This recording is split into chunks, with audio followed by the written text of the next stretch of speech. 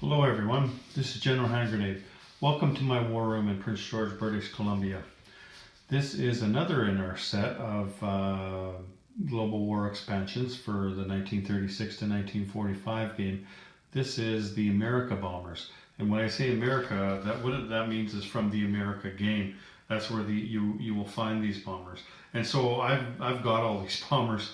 Actually, I don't have the American bomber. I've got the Japanese and the German ones, and I've already incorporated it into my game. Except that I'm using them as heavy bombers rather than what they're using them for here.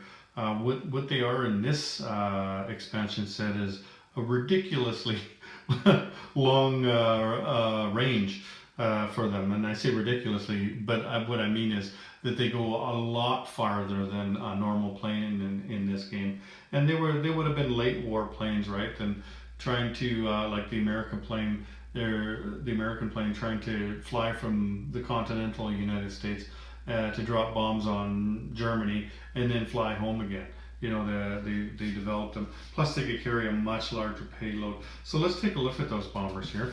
We'll just move this over, and I'm gonna get the thing out so I can tell you what they are. So the German ones here, these are the ME-264, and you get two of those, right? Let's just let me take a look at that. So they're a strategic bomber, just a regular strategic bomber. And for the availability, they're available when Germany has long-range aircraft and has built at least 3 other long-range aircraft. Then you can build these ones here. So you'd have to build 3 long-range aircraft after you've developed long-range aircraft technology, and then you can start building these things here. They're just regular bombers though. They carpet bomb at 1, they have a defense of 2, and they move 24. So see what I mean? They move a long ways. The cost is, there's a big cost on these though, on these bombers. So there's 18 is the cost for one of these bombers, and you can move it a long ways.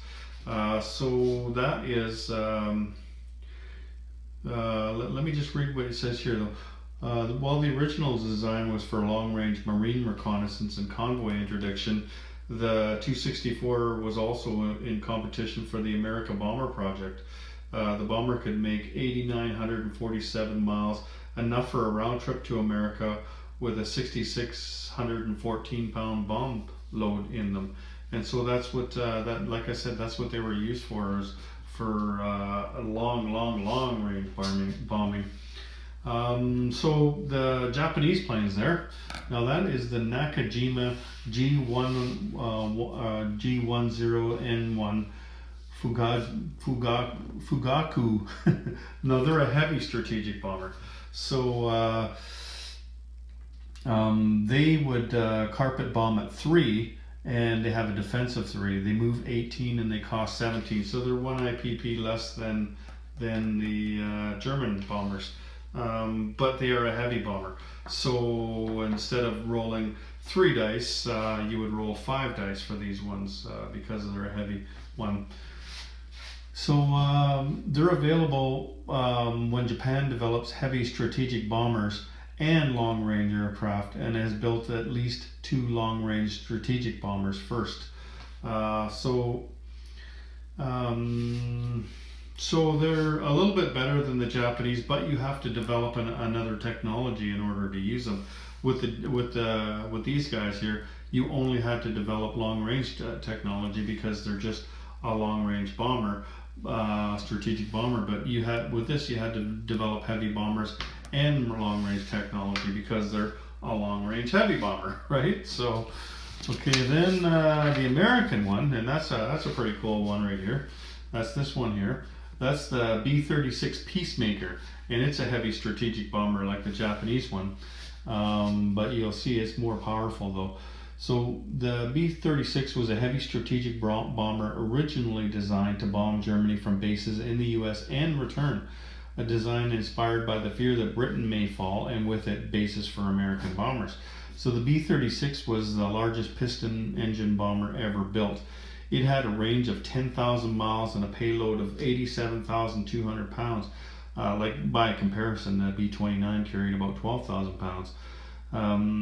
For defense, the B-36 had 6 remote-controlled gun turrets, each with 2 20mm cannons. So with these things here, carpet bombing, 3, but their strategic bombing interception, because they're so good on defense, they're at 4. So when they go for a strategic bombing run, like even fighters only roll at 3, these things are gonna roll. This thing here is gonna roll at 4. So that's pretty good. You'd be wanting to go in there just to kill the fighters, you know, not just to bomb them. Anyway, the movement on these things is 25.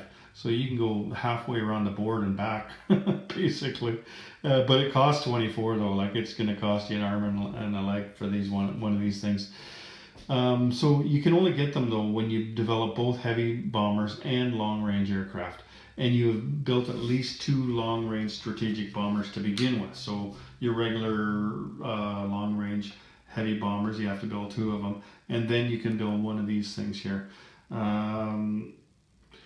It says that the B-36 is a heavy strategic bomber. It has +1 damage to each strategic bombing dice.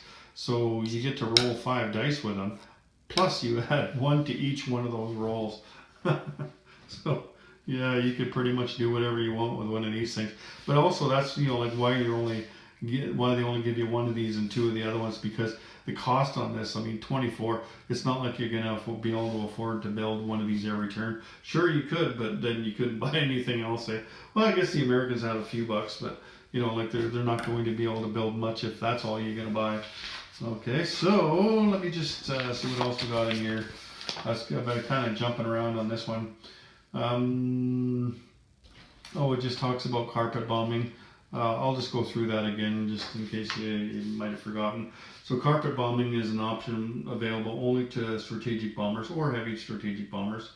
When carpet bombing, bombers attack forces in the land zone, rolling 3 dice and getting a hit on each dice with a 2 or less. 5 dice are rolled for heavy strategic bombers.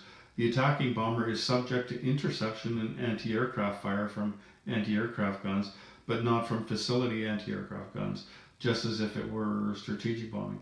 No other land forces may fire back. The bomber attacks for 1 round, after which it must retreat.